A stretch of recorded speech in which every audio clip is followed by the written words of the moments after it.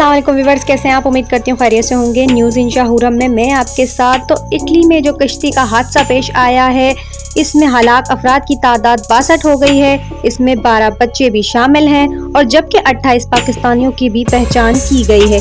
कश्ती समंदर के किनारे पर एक बड़े से चट्टान से टकराई, जिनकी वजह से कश्ती का बैलेंस आउट हो गया और कश्ती में सवार लोग पानी में डूब गए।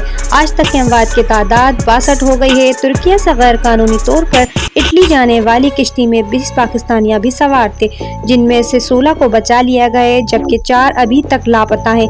गैर मुल्की मीडिया के मुताबिक कश्ती हादसे में हलाक होने वाले अफराद में 12 बच्चे भी शामिल हैं। दूसरी जानिब DGIFA ने इटली कश्ती हादसे पर नोटिस लेते हुए इंसानी स्मगलर के खिलाफ सख्त कार्रवाई हुक्म दे दिया है।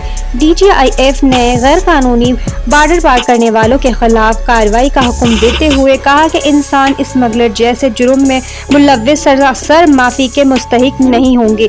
जो 20 पाकिस्तानी अफराद थे, कुछ के घर वालों ने उन्हें पहचान लिया है और बताया है कि ये इटली अपनी रोजी रोटी के लिए कमाने जा रहे थे। इस महंगाई के दौर में इटली जाने के लिए 25 लाख की जरूरत होती है। इन सब लड़कों ने मिलकर ये फैसला किया कि हम इस रास्ते से जाएंगे। हमारे पास 25 लाख तो नहीं, लेकिन हाँ, हम 5 लाख देकर इटली चले जाएंगे। उन्हें क्या पता था कि ये फैसला उनकी जान ले जाएगा। इनका गलत फैसला इनके लिए गलत साबित हो गया। नाजरीन, इसीलिए कहा जाता है कि कोई भी काम गैर कानूनी तरीके से ना करें।